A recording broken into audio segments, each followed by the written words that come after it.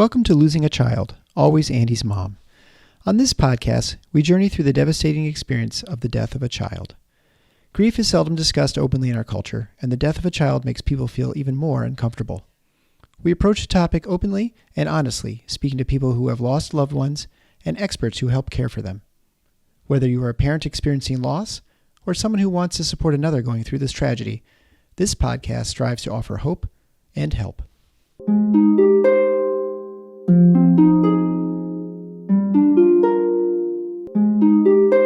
Thank you so much to Betty and Kyle for coming on the Always Andy's Mom podcast today.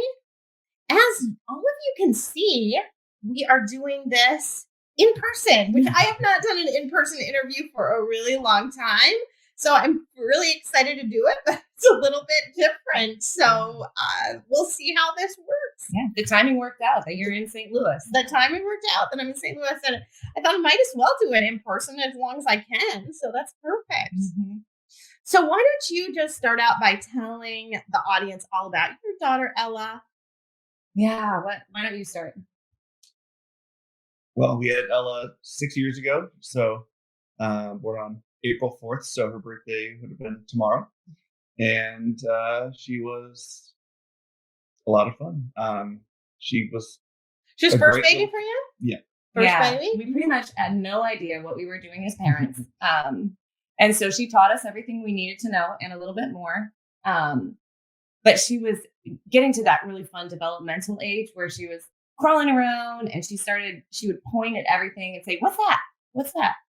And that was actually her way of telling us like that she wanted something.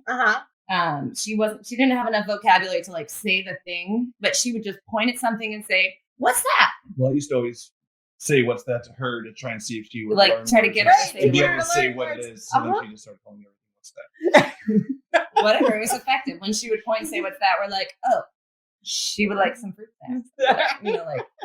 So, and then later on when she was in the hospital, she wanted to leave the room, but she couldn't leave the room. But so she would point at everything out the window and say, like, "What's that?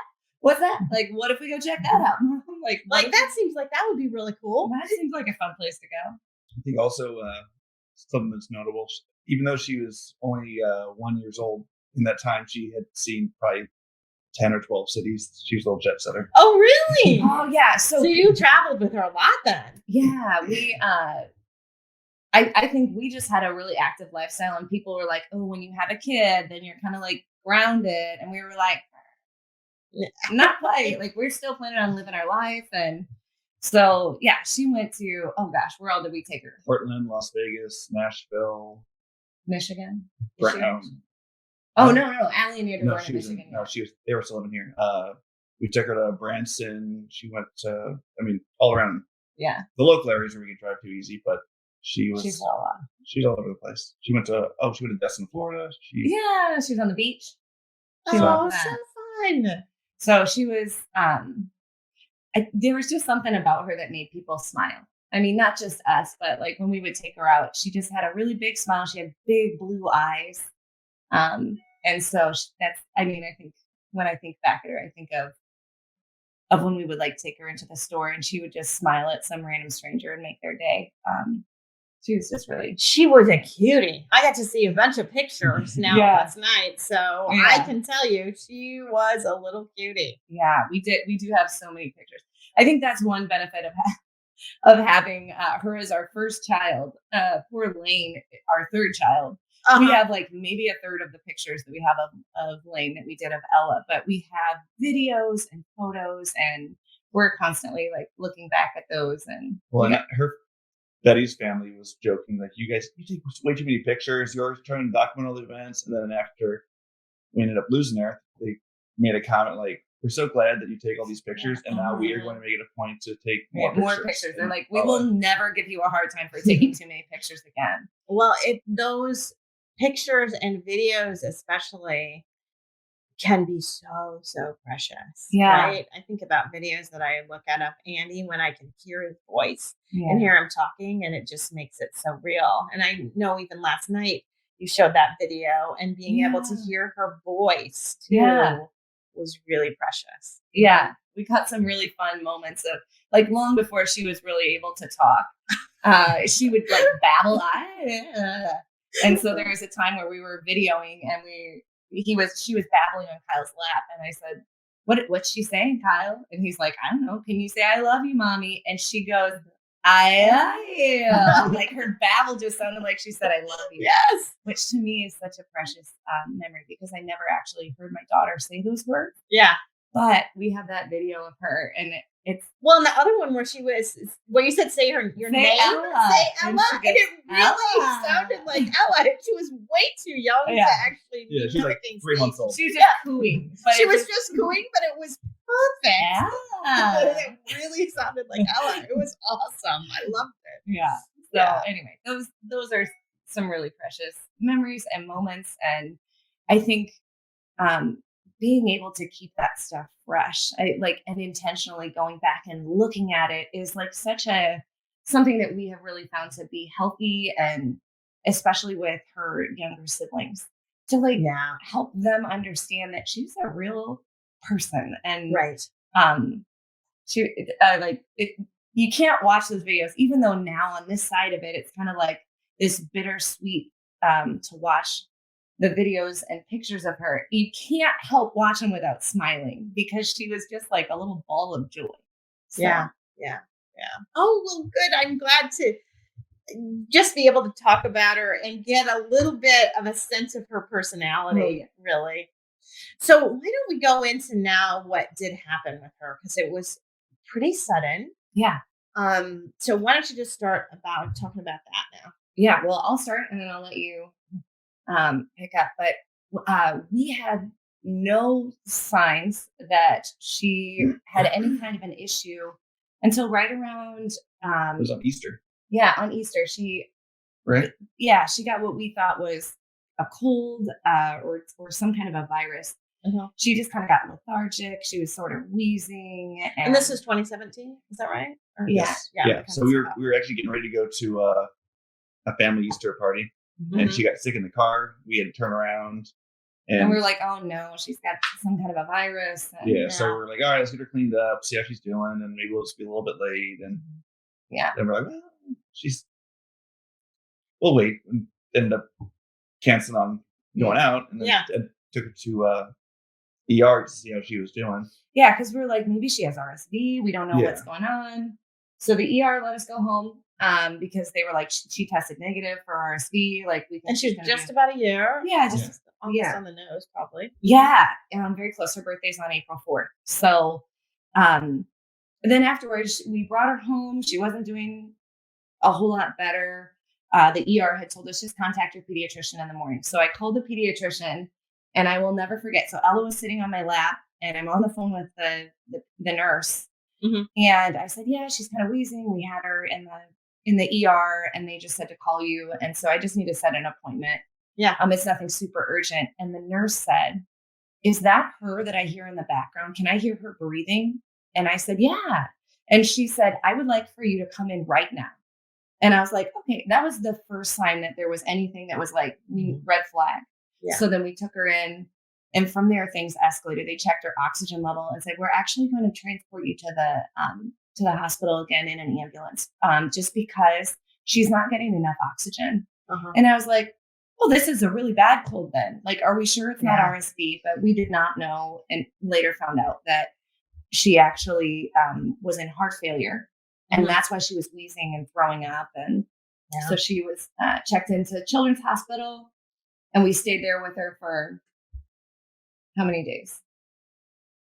It's when you're in the hospital, it kind of becomes like a time. Yeah, it seems like one. I think we were in there for like 2 weeks. Yeah. Mm-hmm. So then, we were thinking like we're gonna go in and then we're gonna head out, and because they probably at that time still thought it was some viral thing, right? Like a viral induced cardiomyopathy kind of thing. Exactly. Mm-hmm. They could see that her heart was big. They didn't know what was causing it, but they were just expecting it to get better, and they were just watching it. So it seemed like she was sort of starting to recover. They did take a blood panel while she was there to see if they could figure out anything else that was behind the scenes. And a lot of times you just have to do kind of some supportive care for that. You give them some oxygen. You may have to try to give him some heart medicine to see if you can get it to work a little better. Yeah. Just kind of, but you feel like time is your friend, right? Exactly. So That's what the doctors told us. Yes. So then she got discharged from the hospital, and we brought her back home, which felt like a breath of fresh air. Like, okay, cool, this is behind us.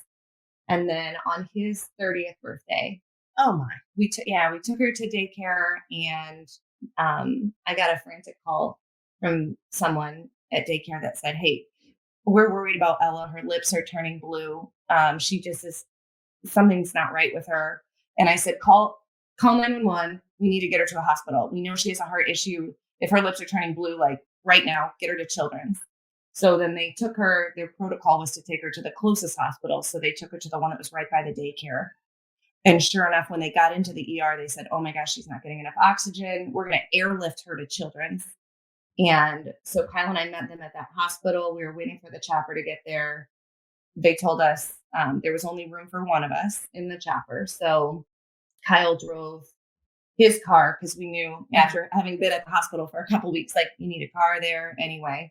So even though a police officer had offered to give him a ride, he went ahead and just drove a car there. He was waiting for us. And it took a little while. Once the helicopter got there and the staff was tending to her, they said, we're going to give her a little sedation so that the noise of the helicopter doesn't scare her. And then they were adjusting her oxygen, and she flatlined. And In the helicopter or before getting on? They were prepping her to go into the helicopter. So she flatlined, and kind of chaos broke out. And I did not even, it's like in the movies when someone flatlines, there's like oh my gosh, they just died, but for me, I was like, oh, you guys are going to take care of this, right? Like we got to got a plane to catch, Yeah. So, so they're doing everything. And I ended up, Kyle and I, he had called to say like, "Hey, where are you guys? I've been here for a little while. I thought you'd beat me here." And I was like, "No, they're just prepping her." We ended up FaceTiming so he could see video, because I was like, they're actually, don't freak out, but they are doing CPR right now. Knowing now, freaking out was totally appropriate. Freaking out was appropriate. Freaking out was 100% appropriate. But you're right, on TV, CPR, they always just like get it to work. Yeah. So they get them back, right? Yeah. Especially if like a relatively healthy person. Exactly. They do CPR and like in 3 minutes, they're all back. Yeah. So totally not true. Not what real life is like, but it's what you think it is. That's exactly. That's the only thing you've ever seen. Exactly. And I mean, I could not imagine a reality where my daughter died. So she was just in daycare. She was just in daycare. She was like, you don't like go from daycare to dead in a couple of hours. That just doesn't happen. Exactly. Right? And people, even still to this day, when people see all the pictures and videos of Ella and they know that she died of a heart condition, they're like, "Oh, she looked kind of normal." Like they'll say things to us, like, we're like, "Yeah, we had no idea." Like we did not know how sick she was. So anyway, I was expecting her to come back. In fact, I was like, "Baby girl, just wake up." I went to the head of the bed and they let me, I would always sing the song Que Sera Sera to her when I was trying to get her to calm down and she was like being noisy in a restaurant. And so I was like singing that song to her, and I did not even notice when they stopped the compressions and kind of everybody stepped back. I was like still singing. And then finally I realized how quiet it was. And they were like, "We're so sorry, but she's gone." And it was just me, because Kyle was gone. And so me and all the medical professionals. And I was like, "Someone please pinch me." Because I know that I'm dreaming. I know that this is a nightmare and I just need to wake up. And they were like, "This is not a nightmare. She's gone. Kyle's on video." So you were on video at that point then? So then he had to drive all the way back. Yeah. And then they let us hold her. And so anyway, that is how it happened. So awful. I know. It's just so awful. It's one of those things that you just don't believe that it's happening. I mean, I remember thinking the same thing, that this just can't be real. This just can't be real. And honestly, the feeling of this can't be real stuck around for quite a long time. Yeah. I mean, I remember going to my first parent grief support group. Andy had been gone, I think 15 days. And I went there and I'm sitting there and they're going around the room and people are telling their stories of how their children died. And it's not to us yet. And all I kept thinking to myself was, you don't belong here. You don't belong here. You need to get up and go. Yeah. Get up and go. Andy's home. Andy's fine. Yeah. He's fine. This is not you. You are not one of these people. You're an imposter. You don't fit with this. Yeah. Like, this cannot be real. Yeah. And this is 15 days later. So clearly it's real. Yeah. We kept having, I would say for months, dreams that she was still sleeping in her crib. I would like wake up to hear her cry. Or I would wake up in the morning after having a dream that she was still alive and have to remind myself that she wasn't there. Yeah. Like, those are the most horrible things. Yeah. And they would come to my head all the time. I would be constantly in my mind would be the words, Andy's dead. Andy's dead. Andy's dead. Because I felt like I didn't really believe it. Yeah. And I couldn't really believe it because I couldn't wrap my head around it because it was so sudden and out of the blue. And I felt like, you have to get this through your head, Marcy. You have to somehow accept this has really happened to you. So in my mind, it was repeating those cruel, awful words, Andy's dead, just to try to get it in there because I felt like I just couldn't. Yeah. Couldn't accept it. I know your brain goes on like self-protect mode. Like, yes, which I think is good. Now, I mean, I realize it is a good thing because had it not, and you're feeling that pain every second of every day, I don't know how to get out. Yeah. I don't know how to do anything. So in some ways it is good. I think that your body protects you a little bit and not let you feel it all at the time. Every moment. Yeah. Because feeling it at every moment, just too much, right? Yeah. But there is this like weird sense of being off balance because there is this, like your brain's telling you one thing, reality is something different, and you're constantly like trying to balance that. And right. And then you've got this little dream in your head that none of it's really happening. And then you think, am I going crazy? Maybe I'm going crazy. Maybe I'm losing it because there's a part of me that's just like, you know what? Life would just be easier if I did. If I just lost my mind, went crazy, and lived in this alternate reality where everything was really okay. And Andy had just gone away to summer camp or something, right? I mean, it's just like this, maybe that would be easier, Yeah. So anyway, so that's the story of how it happened. And So now let's talk a little bit about kind of your grief journey and kind of what that was like and the support maybe from the beginning and how things sort of morphed and changed and a little bit of that. Yeah, I think right away, one of the things we kind of noticed was a lot of our friends and family came along beside us and were supportive and mended relationships that had just kind of nothing happened, but just went away. And all of a sudden people that were friends long ago were coming back and trying to support us. And one of the things that we kind of said to each other after knowing people that have had a tragedy and it tears our marriage apart was that one thing we want to make a point of is that this doesn't tear our marriage apart because it's a likely thing that could happen and it happens to a lot of people. So we wanted to be intentional about that. Yeah. We did that very thing. That very night Andy died, we're in the hospital. Peter was hospitalized. And in the hospital, we made a promise to each other. This will not break us. Yeah. So that's exactly what we said to each other. We said, our daughter's legacy is not going to be ripping us apart. She's going to make us the strongest, best versions of ourselves. And we don't know what that looks like right now, but we're going to figure it the frick out because that's on us. Like, So what we did, in reflecting on one more thing, so just to add color to what he said, I consider this to be one of the silver linings of what we've been through. What he described with our network of support, we had people that we didn't even know that were supporting us. And it's kind of like in the circus, the people that are on the trapeze. Yeah. Like you never want them to fall. But when they do fall in rehearsal or whatever and go into the net, I would say I never understood the the breadth of support that we had until I felt my weight crashing into it and it flexed around us. And that was such a beautiful, I cannot even wrap words around the supportiveness that I felt when we went through all of that. Now that is separate from us having to figure stuff out in our marriage, because that is more auxiliary, the support we felt from so many people. But for us, we had to figure out, like, what do I need on a daily basis, Right. to get through the crazy mess that's going on in my head. And also the fact that Kyle and I are very different in how we grieve. For example, he loved watching videos of Ella, like right after she died. And for me, that was very triggering, and just made me feel so homesick, that honestly, like, listening to her voice made me immediately feel like I needed to throw up. And so, like, him having the space to grieve in his way and do things that were helpful for him, and me being able to say, you do that, I fully support you in that. I'm gonna just take a minute and be in a different room. I think that is part of what helped us get through this in our marriage. And so also communication with each other about what we needed and what we didn't need. Because sometimes that changes by the moment. Like, people ask us all the time, like, what was most helpful to you in your grieving? And I will say to them, like, which day, like which minute, because sometimes I needed different things. Yes, for sure. Sometimes I just needed to talk about it. And sometimes I just needed people to, like, treat me like a normal human.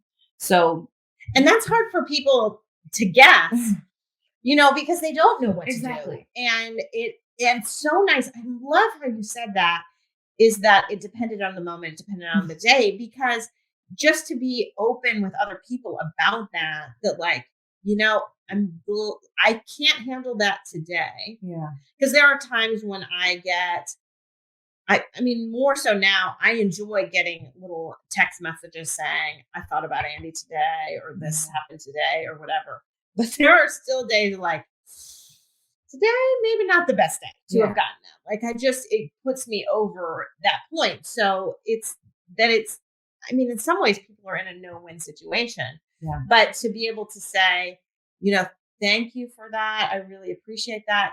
Today, I can't talk about it further, but I would love to be able to do that later when I'm more ready, or communication between yourself as a couple, and then just being open with other people. Yeah. Which is hard, right? I mean, it's hard that you feel like you need to be the one to teach people how to help you, but in some ways you have to. Well, you're the only one who can, because this is the thing that we have realized, especially just because our own reaction to grief was so different as individuals, is that this is what makes it radioactive for other folks. Like, they want to help. They don't know what to do. They don't want to say the wrong thing. Yep. And so the most loving, helpful thing you can do as a griever is to communicate well. And it is, even though it might feel a little funky to be like, hey, I need a minute and I can't talk about it right now. Like, that is what people who love you and want to support you need and want to hear from you. Like, just be honest about where you're at and what you need, because you're the only person who knows. And it may be different today than it was yesterday. So it's not like we can just hand people a training manual. Like, here's how to support someone who's grieving. Like, really? Yeah. And I think on that point, people want to help. And so the idea of they say the wrong thing, but you need to just understand that they're saying what they think can help you. Yep. And so kind of like the thing behind the thing, like, they are just doing their best to try and help you. And if they say the wrong thing, don't let that set you off. Like, they're doing their best. And giving grace. You. So giving grace. Give grace to each other. Give grace to people. And I always say on the podcast, it is better to say the wrong thing than to say nothing. Exactly. That is the thing that hurts the worst. Because if you have a conversation with someone and it's shortly after Ella died and they pretend like that didn't even happen, that's hurtful. If they say, oh, she's in a better place now, it may make you mad. And you think, but I don't really want her in a better place. I want her here. They tried. They tried. And it wasn't a statement that really made you feel better. It was still better than had they said nothing. Right? In my mind, it is. Yeah. Even those things that make you go, oh, why did you say that? Oh, when they don't say anything, it's like, it feels like they don't care. And it's not that. I think oftentimes it's not that at all. It's that they don't know what to say. So they don't know what to say. So they just say nothing. But anyway. Yeah, no, I also think even just asking, because sometimes, if I'm being really honest, it is nice to be treated like normal. Yeah. Because, being present in those very grief-filled moments is emotionally exhausting. And so we have a friend that just recently lost a baby and was really struggling with it. And we went to just go be with her and support her. Just go be. And at the beginning of that time together, I asked her, do you know what you need right now? Do you need to talk about it, or you just need to have a normal night? And I feel like that level of acknowledging this, there's a funk, and that it might be helpful to talk about it, but also letting her give us a little feedback Let on her drive the night. Yeah, for sure. If she Give doesn't us- want to talk about it, like, shoot, we can just eat pizza and drink beer and be friends. Like, that is totally fine. Right. So- But that was the great thing to say is, do you know what you need right now? And to not expect that she does. To not say, what do you need me to do? Yeah. Call me if you need me. Those are not that helpful. It's Yeah. more helpful to show up Yeah. and to say, do you know what you need? Yeah. Do you want to just do this, or do you want to do this? Yeah. Giving a couple options can be really, really helpful. And just knowing that you can just show up. Yeah. You just show up and just sit there. Yep. And I'm sure she would be okay with me saying that her answer was, I don't know.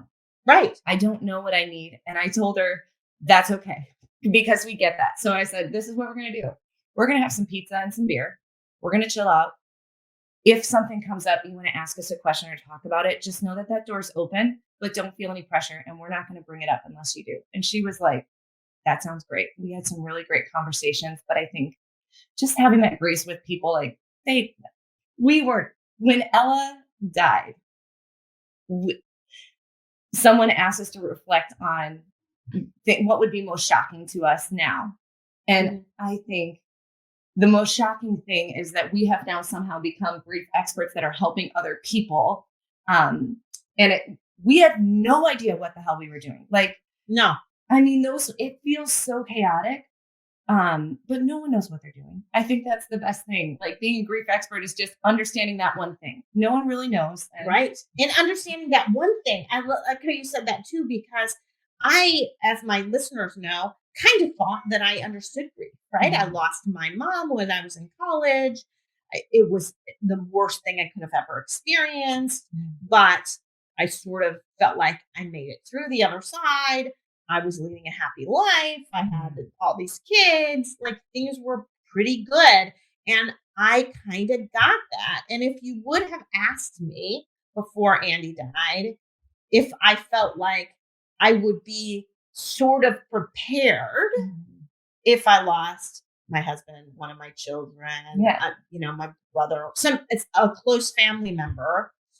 As appalled as I would have been at the whole idea, I would have honestly thought, but yeah, I'm way more ready for it than say my husband is, right? Because he'd never really lost anyone close in his life. Like, yeah, I'm probably more prepared than the average person. But it turned out that was just garbage. That was garbage. I didn't know. You can't I didn't possibly know be that. prepared. You can't possibly be prepared. Yeah. I mean, I've got my friend Stephanie, who I talk about on the show all the time. She knew for a long time, I mean, years really, that her daughter was dying. She knew definitely for weeks that she was imminently dying. And yet 2 minutes after she died, she's like, no. I'm not really ready. No. I'm not really ready. No. So even when you think and you like, I mean, she was going to a therapist and they were doing all this stuff on grief. So she would be ready.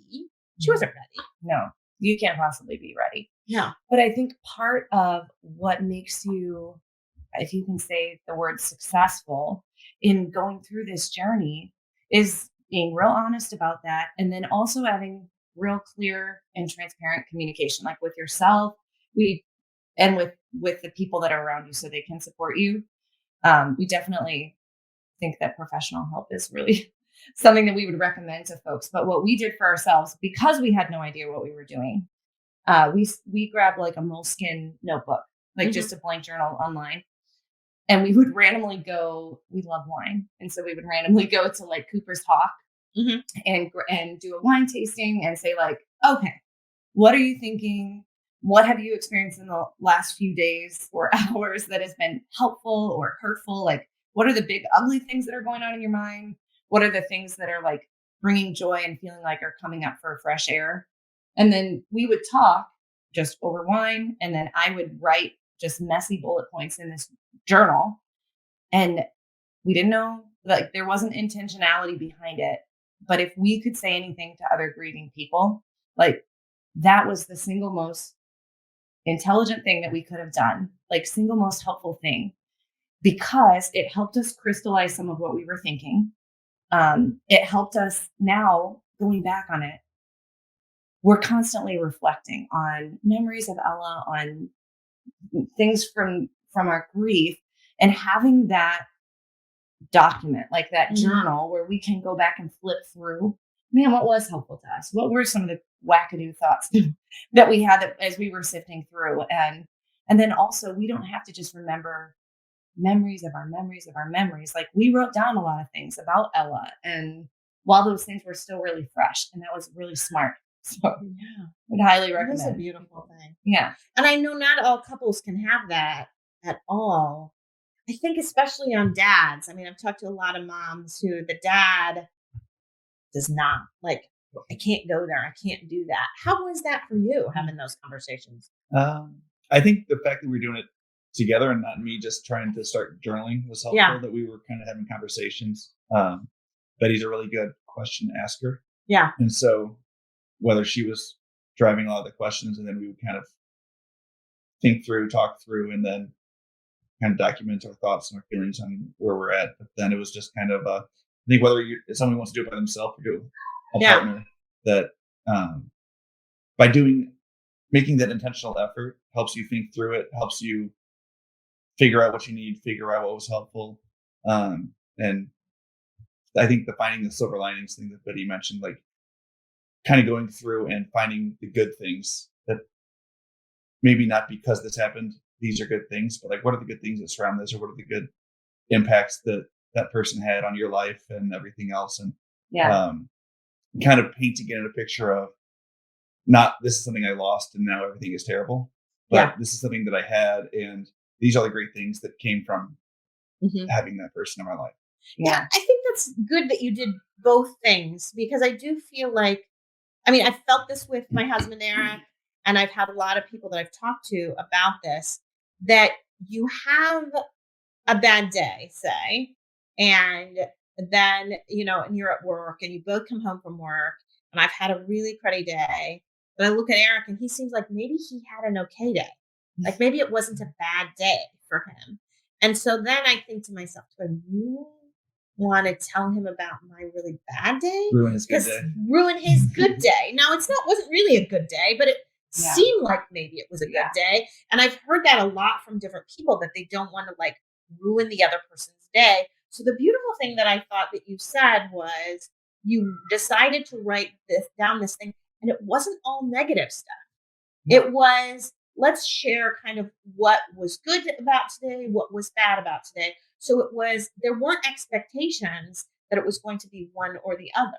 Yeah. So I think that gives you a little bit of freedom in that conversation. Well, and so I kind of think one thing that comes to mind as you're saying that, Betty asked the question, would you trade lives with anybody right after we lost her? And thinking about it, it was like, we have friends that have great lives that haven't lost their kids. And I would love to not lose my kids, but to trade lives means I have all of the decisions they've made their entire life. I kind of took the question as like full swap, not like, oh, I just get my kid back. And it's right. But that's not what that's not what the question is, exactly. Right? And it's like trading lives. And trading lives meant you have somebody else's kids and not your Ella. Right. And it's the way I kind of looked at it was, I have a lifetime of decisions I made on things that I prioritized. And we had this terrible thing that has happened, but I also have a life that is what I chose and what I built and what we've built together then. And it's kind of like, no, I would still pick mine because I have a lifetime of things that are what I have prioritized. And so, but it was just kind of a lot of good in what you have. And it helps, I think, thinking through it that way helps you appreciate the positive things you have versus just saying, if this negative thing has ruined my life, and so I want a different one.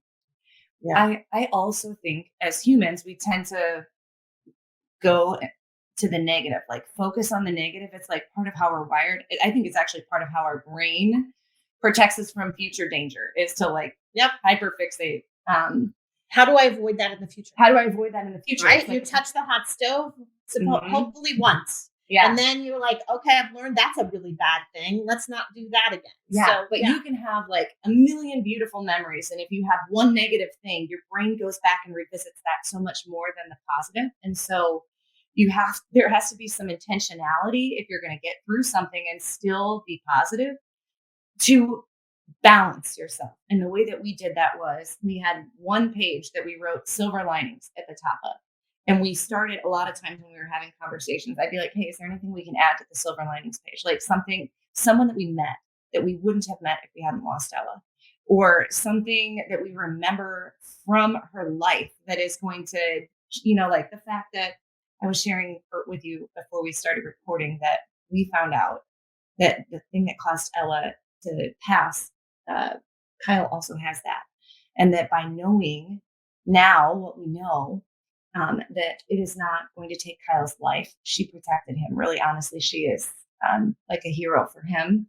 So that is on the silver linings page of our journal. Like we never would have known. And she saved Kyle's life. Right.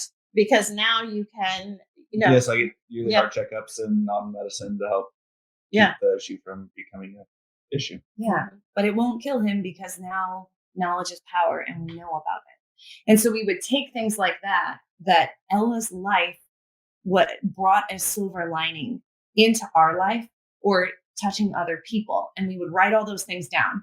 And then the negative stuff, we wouldn't like shove down like it wasn't there. We would talk about it. We would write about it. But then anytime we came up with a new, like, oh my gosh, we met another family that we're going to be lifelong friends with. For real, this conversation that we were having with you, the fact that we were able to meet you straight down in the silver linings page, like that is so cool. Well, and I think about I'm on my spring break trip, which people find really funny. And in my office, like, oh, what are you doing on your spring break? Well, I'm starting out by going to a benefit for a little girl who died from dilated cardiomyopathy, and like, oh, cool, like my husband and my son, we all went to trivia night for a girl who died. That is not how most teenagers spend their spring break. And I met, two other couples and another woman that I'm good friends with, and I in all on this spring break trip, I will be meeting with like 9 or 10 bereaved parents. That is bizarre and not normal, but it's a huge blessing, right? Okay, so now I do have to put in a plug. I think next year we might be going to Spain for spring break. So I tell you, anyone who knows bereaved parents in Spain, you got to get on them right now because phone a friend. Phone a friend in Spain and hook last year I met one bereaved parent on spring break. This one it's now 10. I've got to go for it in Spain here, and I just don't know how that's going to happen, but you can make it happen. I've got to do some major expanding on the Always Andy's Mom podcast. Yeah, I think you can make it happen. Yeah, my kids do speak Spanish. Maybe I need them to do translating. Ooh, that's a good thought. Yeah, possibility. Yeah. Okay. So that was a huge aside, but I do want to talk about a little bit about the benefit and how that all started, because this was the third one. Yeah. So how did you start doing those? So as we were talking through everything after we lost Ella, we decided that one thing we could do that would be a positive is figure out ways that we could help it, keep it from happening to other parents. They wouldn't have to deal with the same loss. And so we started an endowment fund through St. Louis Children's Hospital, and then with the goal of raising money for pediatric heart research. Yeah, very good. Yeah, and then every year we wanted to do something on her birthday because we want to celebrate her. I think, and we said this last night at our event, but a lot of times people, like, we're really good at celebrating happy moments. And then whenever there's something that's like this weird grief-filled thing, it's like people just kind of shy away from it. And part of what has helped us process our grief well is like not shying away from it and saying like, you know what? We're going to celebrate Ryder and Lane's birthday, but we're also going to celebrate Ella's birthday.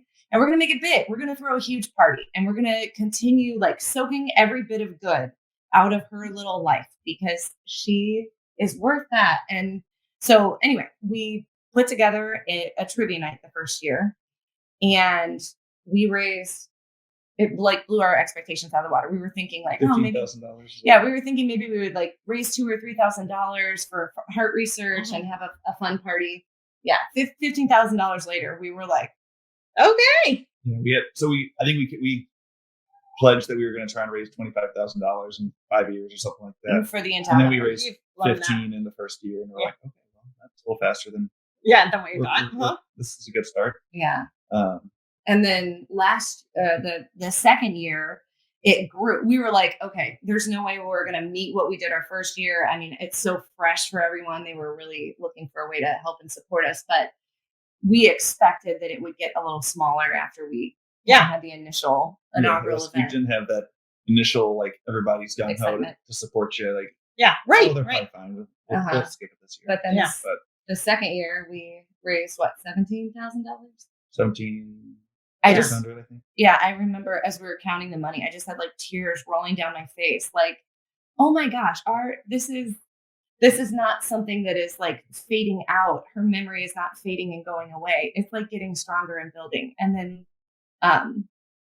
you were there last night. Yeah. So not only that, but so our first event we had 280 people at it, and our second event we had 340 people. So to the point of it not fading out, like more people were there to support us, and that net grew. Yeah. And then last night we had 360 seats sold, and it was so amazing. And we are still tallying because honestly, we got home after midnight, and then we're shooting the next morning. But we are fairly confident that we have exceeded that 17,000. I'd say 100% confident. Yeah. Okay. Kyle is 100% confident. My engineer husband. So one of my friends from college, he texted me a couple days before the event. And he's like, "Hey, would it be okay if me and a couple of my coworkers got a picture with you?" And their company bought a table. So I was like, "Oh, their company bought a table, so that's part of their philanthropic donation." I was like, "That's fine. That's great." Yeah. And he's like, "We have a check for you." I'm like, "What do you mean you have a check for us? You already paid for your table. paid for your table." Yeah. And he's like, "Oh, we do a fundraiser, and so we have another donation." It's like, okay. So then we get there, and he explains that they pick a beneficiary for their quarterly donation, and so he proposed the Ellen Marie Endowment Fund, and they picked it. And so anybody that participates, a portion of their biweekly paycheck goes towards whatever that philanthropic donation is going to be. And so they gave us $4,126 just to start the event off. Right. So, when he pulled the check out, both he didn't have like a big check. Yeah, it was one of those big checks. Yeah. And my eyes just like filled up with tears. I thought it was $400, and I was like, "Wow, I can't believe you guys raised $400 for us." And then I saw the other digit. I was like, "Are you kidding me?" Yeah. I think it's just we always say that every parent hopes that their child will grow up to change the world. Yeah. And we have a front row seat to seeing how our daughter's life is changing the world. And so it's just like not what we would have chosen, but it is still beautiful. Yeah. Right. Exactly right. It isn't what you would have chosen. Yeah. And if you could take it all back and take her back, you would in a second. Yeah. In a second, you give it all up to have her back. But since you can't. Exactly. Right. We are going to soak every bit of good out of the situation. Right. We're going to honor her. We're going to celebrate her little life. Yeah. I think we wrote those exact words down. Yeah. About as close as you can. Yeah. Right. And that's the thing. And I think that is an important thing to do because that's what a lot of people have a hard time with. Like I remember thinking at the very beginning, I don't want there to be anything good with this because this is just awful. Yeah. This is awful. And it has to be 100% awful because somehow in my mind at the very beginning was like, if good comes of this, then I'm somehow saying it's worth it. And that I can't do. But I'm happy this happened because look at all this great stuff. Because look at all the great stuff that happened. And, and I do have people tell me all the time, your podcast is so great. Like I would switch this podcast for Andy Absolutely. in a second. I don't even care. Right. I would take it back in a second. But since I can't, then I need to do the best that I can possibly do with it. And this is something I can do with Andy.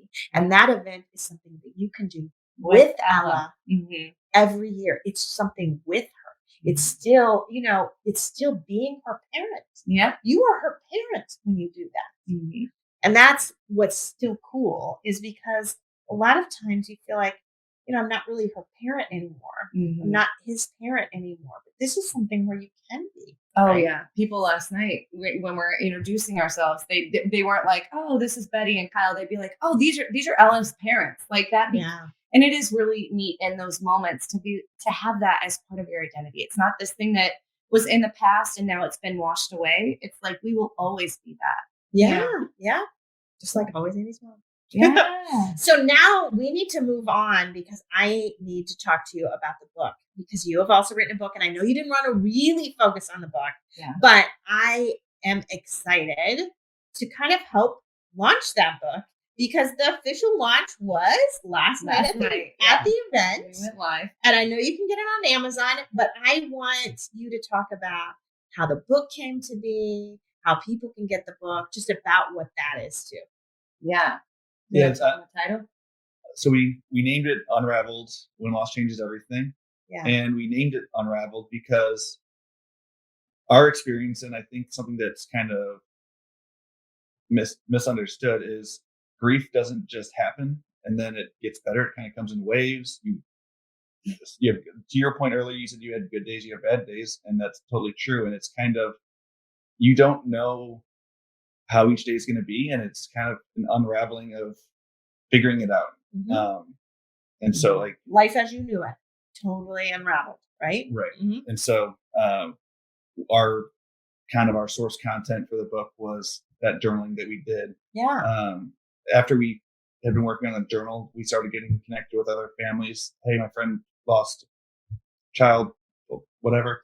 Can you talk to him? Uh-huh. Sure. Mm-hmm. So we bring the journal and we talk through different things that helped us, and hopefully try and trigger some kind of memories that they can kind of find similar things in their life. And then we started getting feedback like, this was the most helpful thing.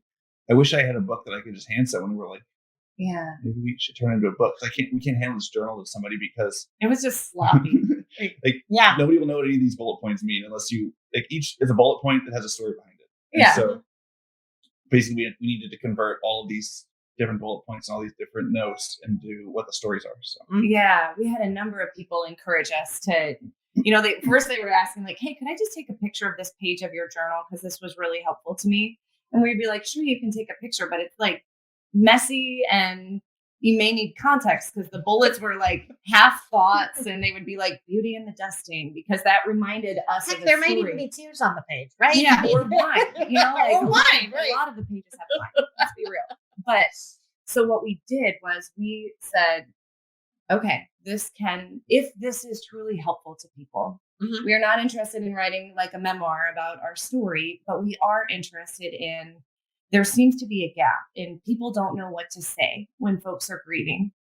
And we somehow have found ourselves in a position where we have a little insight on that. And so if we were to sit down and think about, if our best friend in the world went through something epically awful and we had all the time we needed to think through, what would we say to that person, beginning to end? So we just took our journal, we organized our thoughts. We said, okay, this is what we would say to someone. Let's write this down. And then now that has become this unraveled book. And it is intended to really stand in that gap when it's like, something awful happened. I don't know what to say. I would love for my person that I care about to feel supported and like they're not alone and they're not crazy. What can I do?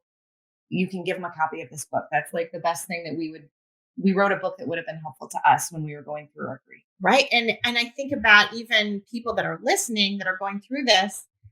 Honestly, it might be a good idea for you to buy 10 copies of the book and hand it out to all of your friends, right? To hand it out to everyone and say, you know what, this is just so you can kind of understand maybe what I'm going through a little bit and what you might be able to do to help me, or to read it yourself and to get that permission, because it's really hard to build up the courage to say, yeah, that wasn't really helpful. The right to me, moment. right? That wasn't the right Yeah. moment. I think about my dear, dear friend, Michelle, who was awesome and wonderful. And she sat down and prayed with me before Andy's funeral. And she said something about hoping that the funeral would be God honoring and be bringing people to Christ. And I actually had the courage to say to her, don't say that to me. The right moment. It's not the right moment. And I really do hope, and I do know that our service was very God-centered. And I have heard stories that it has helped bring people to Christ and helped people in their faith. But that wasn't the goal. And that cannot at all be the goal for me in that moment. For me in that moment, it was a faith-based service because that's what Andy deserved. And because I needed to talk about that part of him. Yeah. But it wasn't at all because I was somehow being altruistic and thinking about saving the other people. Because in that moment, I wasn't. And so as much as that seems like maybe that's a good thing to say, it probably isn't. It might be. For some, it might have been amazing. But for most people, you need it to be about them in the day-to-day. Because if you especially start putting pressure on them, like now somehow this funeral has to bring other people and help other people's faith, that is way too much pressure to put on That's a lot of newly weight. bereaved parent. Yeah. Way too much. You can't, it's just a bad idea to do. Yeah. So those are kind of some of the things I think to help people think of a little more of the day-to-day. Yeah. What is going to help me today? Yeah. Get through today. Not thinking about eternity, not thinking about the way down the road. Yeah. It's what gets you through. Yeah. I think one of the things that came out as we were writing the book is that there are so many things that seem like they are at odds with each other as you're grieving, like direct ends of the spectrum, like obviously the extreme grief of losing her and also all the joy and beauty that has come out of her life. Yeah. But I think there's just a ton of like darkness that is coming right up against like brightness, or just like complex emotions that kind of butt up against each other. And those are some of the things that, like, as we were writing in our journal, we did not have it figured out, but we started realizing like, hey, nobody's got it figured out. And it's actually helpful to just say some of this stuff out loud. Like, and then it's okay to feel 18 things all at the same time. Exactly. And it's okay for you to go from like crazy snot down your face crying to like laughing hysterically in moments. Like, that's okay. And that's why it can be so nice to spend time with other bereaved parents, because they're so okay with that. Yeah. They're okay with you crying and then laughing. Yeah. And no one's like, when you're crying, they're not saying, oh, you really? need to, hopefully she gets over Here's this a soon. tissue. Try to wipe it away. And if they're laughing, like, oh, good, we don't have to worry about it anymore. She's finally okay. You know? Yeah. Well, Yeah. Right. So something else that we realized afterwards is, even though as the parent you are grieving the hardest, but you're not grieving alone. Yeah. This is a good point. Didn't realize it at the time, but later realized that some of our parents were dealing with depression and they were grieving loss of a grandchild. Yeah. We had because they don't want to put more on you. Right. They didn't want. They didn't want. For me, it was my kids. Right. They want to protect me so much. They're going through so much themselves and so much grief, and it's affecting them. And yet the people they normally would have turned to, us, they don't want to, because, I'm just going to make it worse for her. Additional. Right. And that's like watching your children grieve must be horrible. Yeah. I mean, I know watching my children grieve, their brother was horrible. Yeah. But for your parents, watching their children, you guys, grieve. Yeah. It's terrible. We had a friend that said that they started taking anti-anxiety medication because they have kids the same age. So they just had this going through their head, like, this happened to them. This could happen to anybody. Yeah, like, this could happen to anybody. I just think, not that as a grieving parent, you need to go and be the support for all these No, people. because you can't. But, It's too much weight, but I mean, you can go through this with those people. Yeah. Right. And I And think support them while they're supporting you, and just being Right. aware. And being honest and open. And that communication is just so big.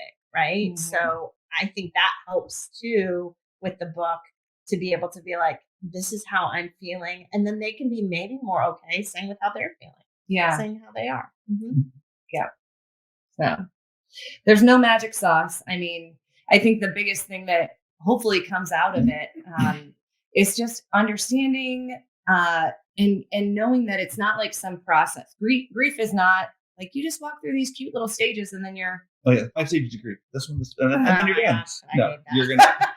you're going to experience all of them, but you don't know. And when. maybe all on the same day. Oh, On the same day. Maybe one day you don't have any of them, but Yeah. and they will happen randomly, and it'll be a messy Yes.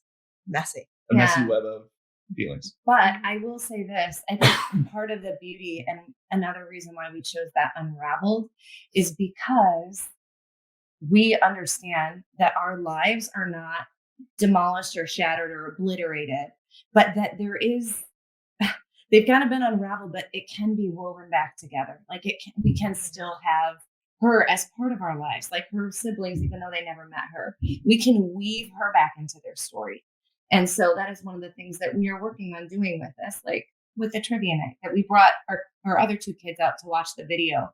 Yeah. So that they can see her, because we want her to be part of their lives. So not broken beyond repair, but we do use in the end of the book, there's an analogy of kintsugi. I don't know if are you familiar with kintsugi art? It's like a Japanese. No. Okay. So what they do is they take broken pottery and they mend it with gold. And it's it really kind of shines a light on the fact that there is beauty in brokenness. Mm-hmm. And so we can never fix it. We'll never go back to the way things were before. And it's not even that helpful of a thought process to be like, what if? Could we change it? No, we can't. And so instead, we are going to mend the cracks with gold. And we are going to make something that it is beautiful. Like, and it has its own added beauty because of the brokenness. Right. Because that's all we can do. Right. Well, thank you so much for sharing, Ella, with us today. I really love the trivia night, and I can't wait to read the book because I haven't gotten to read it yet. So I look forward to that. So thank you so much. And if you all want to get it, I know you can get it on Amazon. It's actually available via Ingram Spark, which is who distributes to like Barnes and Noble and probably Target.com. Like any online book reseller you'll be able to access it from their site, hopefully. So either Amazon or Barnes and Noble.com. Just search for Unraveled When Loss Changes Everything and you'll be able to find it. All right. Well, thank you. Oh my gosh. Thank you. Thank you.